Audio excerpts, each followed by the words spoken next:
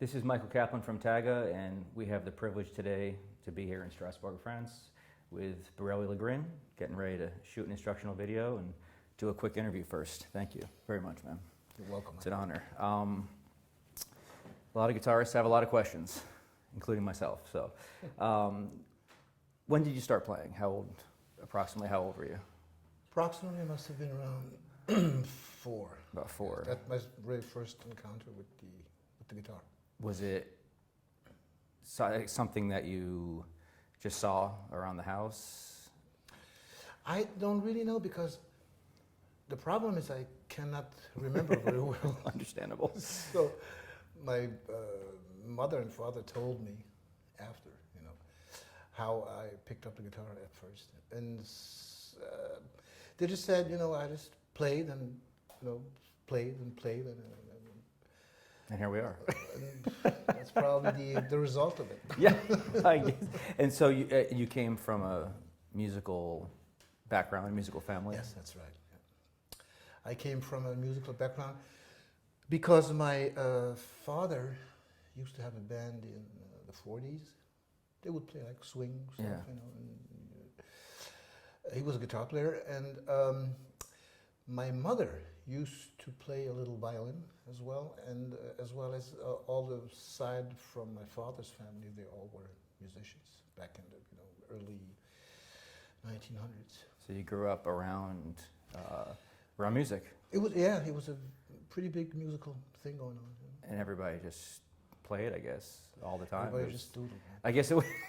But you hear stories of other people who came from musical families, and they just say, it was a way of life that they would just come home and play. That other kids would go out and go play outside, and they came home and they played music and didn't really realize that they were practicing, or didn't realize they were learning. That's just what they did. Yeah, that happened to me in that kind of that way. Although I had my little friends in those days. But I really preferred to stay at home and playing the guitar. Did you have at what point, if you remember, what point did you start to take it seriously? Is that I don't know if it ever was not serious. Maybe was there ever a switch, like, this is not just a hobby? This is. Yes, there was. There was. Absolutely. Yeah. You remember when, or around what age? It must have happened when I was probably around 10, 11. Okay. Because this is when I also got the first draw from other people. They came at our house.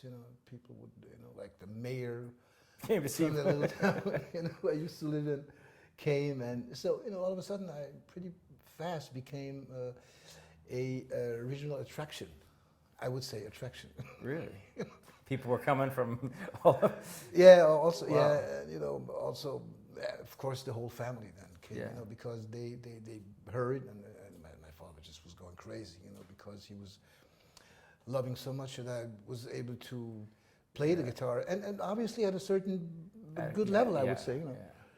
And the guitar, meanwhile, is still bigger than you are at that point. I think it was, yes. And it's funny because my mother used to tell me that how I, actually from the very beginning, how I started to play the guitar. So I would lay it on the floor, and I just had the neck over my knees, and so I would just, because you couldn't play on the neck, and the rest of the guitar, the body was over there. So and you were just playing, that's how I started, and I just did the whole thing by myself. Wow. And then, so you remember making that, I don't know, that mental switch, 9, 10 years old, where it became something. This is then where it really became. Then at the age of 11 or 12, I think I must have been, I did my first record. I have it. It was called Roots to Django. Yes. I have a double CD somewhere of that. I think that, and you must have been 11? Is that? Around that time, like 79, 80. How did that come about? Somebody approached you or your family about making an album, or? Well, I remember we had a bass player in those days, because we started to create a little band. Yeah. And luckily, this bass player's wife had a small record company in Germany in those days. And this is how I actually made it somehow to record my first record. All right, and then from there, At that point, it was mostly the Django style stuff, Oh yes. or solely the Django style stuff. And then, how did it progress from there? I mean, you did that first album at 10, 11 years old, and then, how does it go on from there? Afterwards, I made 2 or 3 other ones in that kind of style, records. And then I don't know what happened, man. Just when something opened up in here, and I just wanted to do my own thing somehow. Was there what was the first person outside of the area or of France that you played with? Was it Jaco, or were there people before that? There was Stéphane Grappelli, Okay. actually, also in the early 80s. There must have been, that was, I think, even before I started my career, actually.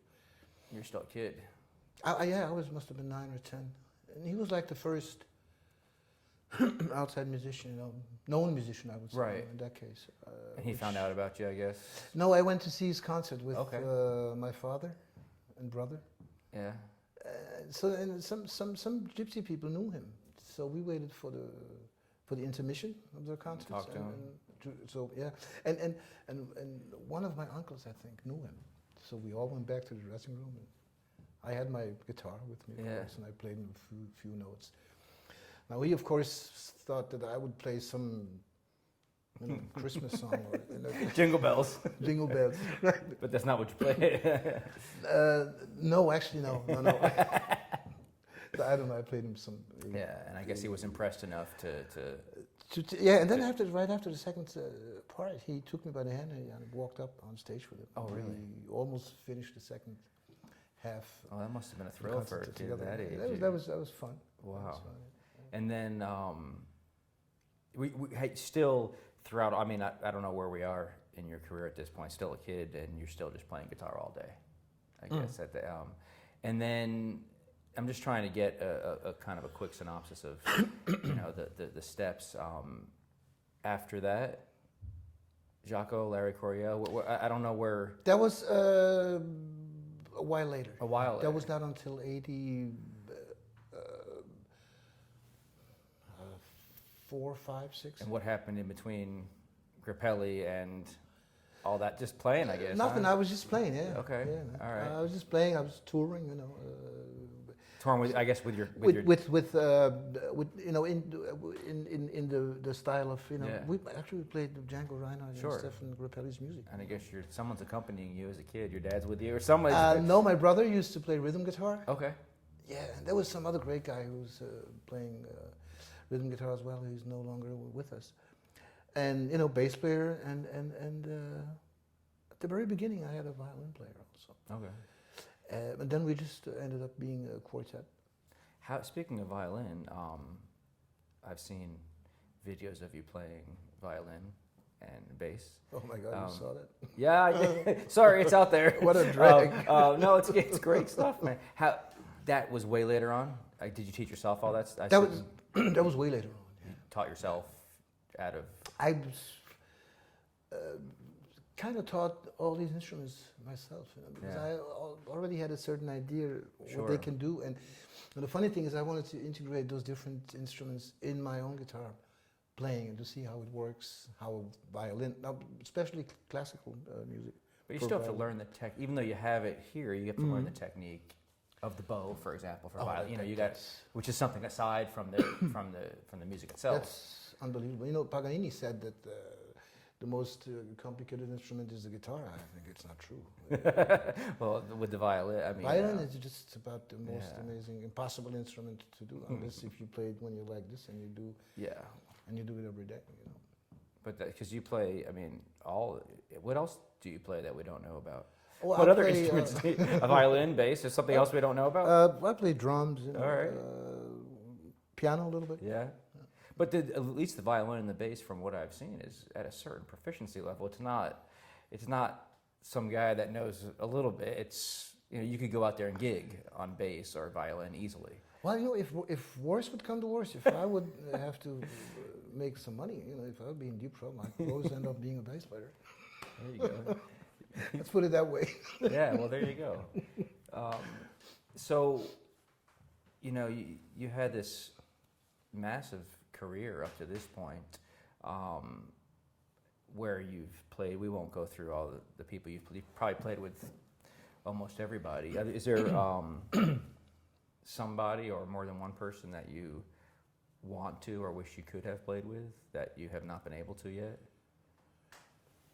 Among the living persons? Sure, well, both. Both? Yeah. I guess the deceased would be a big list, I said, probably. Uh-huh. Well, I don't know. There are all those great musicians, man.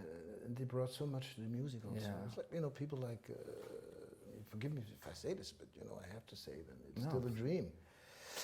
Miles Davis Yeah. would have been one of the guys, you know. Of course.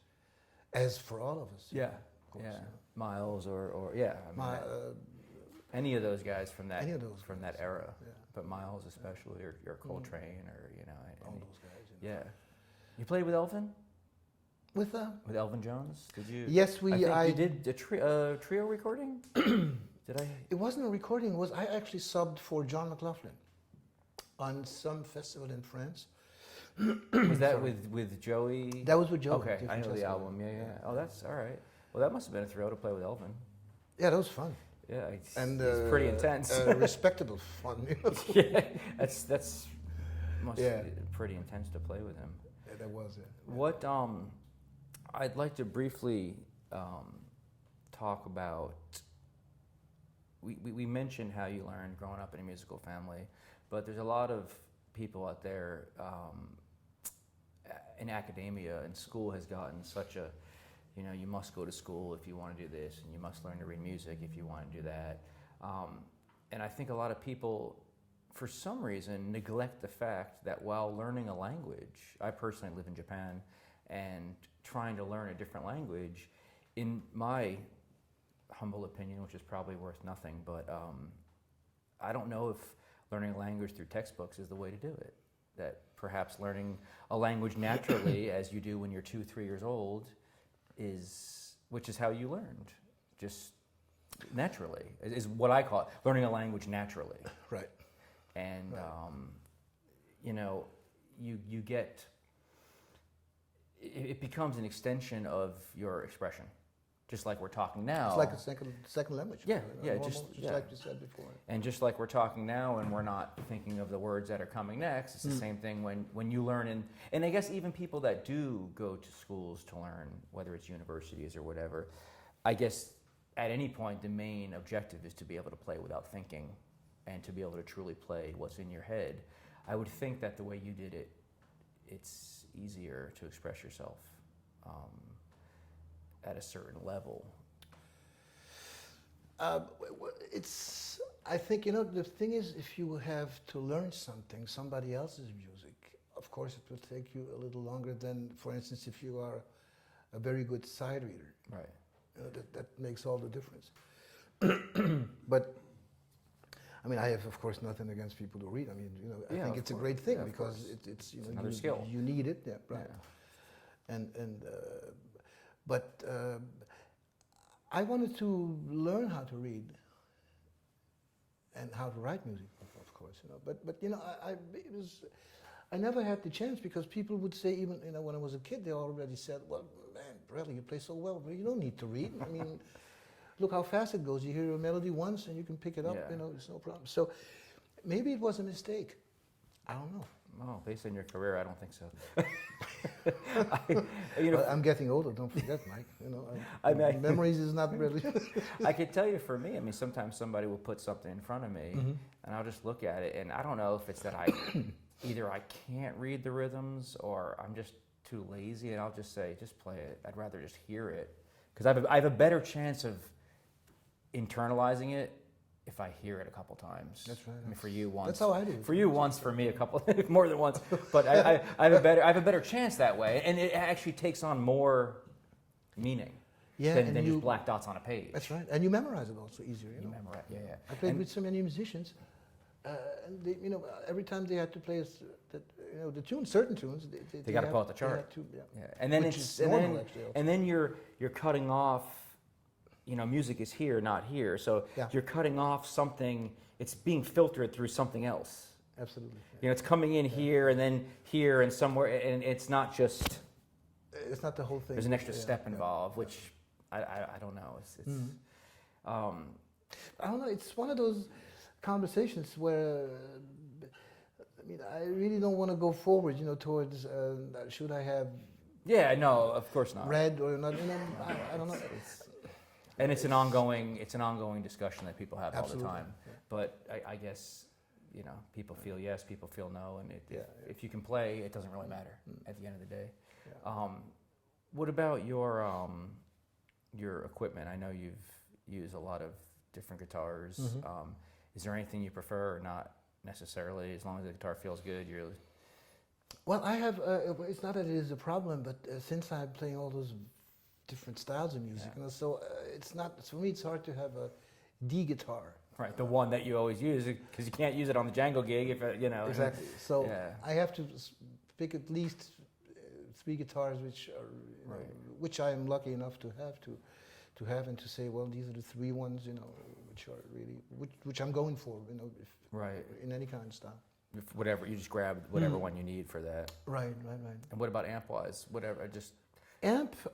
Tube, solid. Tube. Yeah, I'm endorsing this great Italian amps. They started off building bass amps, the Mark bass. Yeah. And they're doing guitar amplifiers also, which is called DV Mark. Which what you're going to use today for the. Yeah, I brought a little one here. Yeah. Which sounds great. So what about live for like when when you're touring? What do you ask for amp wise? Just like a Fender Twin or something, or if you're doing electric stuff? Well, before I signed up with DV Mark, I used to play through Fender Twins. Roland Jazz Chorus for their beautiful clean sound. I think. You ever use Polytone? You ever heard of those? I used it a little bit. Yeah. All right. Yeah. But then when I do the other stuff, which is really electric, then I need of course. Well, I don't. Yeah, the electric album that you did, the Electric Side. What's it called? Yeah. Right. What was? Because there was some distortion on that stuff. It wasn't all clean. No, it wasn't. Not clean, actually, almost. Yeah, it wasn't some of it. Using some effects or distortion? Yeah, I have a little pedal board, that includes a few effects, distortion, reverb, delay. Not too much, though. And I had sometimes 2 amps or sometimes 3 amps, like, the middle one only for distortion and with a switch box or whatever it was. So I have a different kind of setups every time, depending on the music. Depending what you got. Yeah, right. There we go again. Right. Yeah. And how did you, or when did you? Because you're known for that Django style stuff, but obviously have gone far beyond that with the electric stuff, the Electric Side album, the straight ahead stuff. There's actually the vocal album you did, Blue Eyes, I think it was called. I think it's called Blue Eyes. I think. The standard. I mean, because so you've done a lot of different stuff, and was that a natural progression for you to get into the straight ahead stuff and play with Elvin and play with all these guys? It just naturally happened. I think I had. Now, this is not what I'm saying, that I can play. I mean, I would never be the one to tell that. I'm a music servant. I'm here to. Yeah, you're here to serve the music. Right. That's probably the best expression. Yeah, really. Concerning myself. And I think it was, going back to your question, I dared a lot, I didn't felt myself, well, should I do it or should I not? I just did it.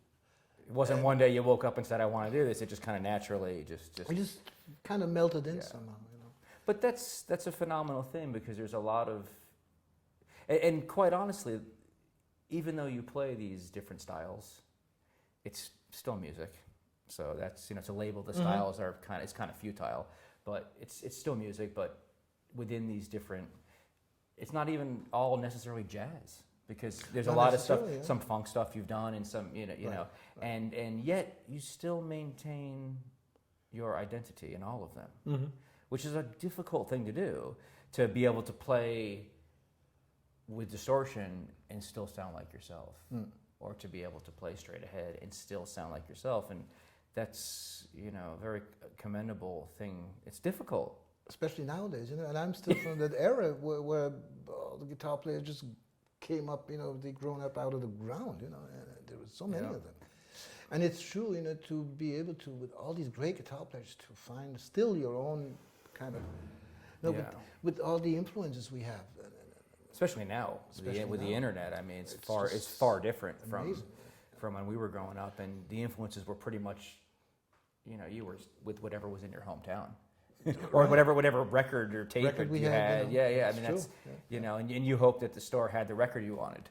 Because they might not have had it, and too bad. You know, your friend had it, and you had no way to copy it. You had to go to his house and listen to it. He wouldn't let you borrow it, or you know.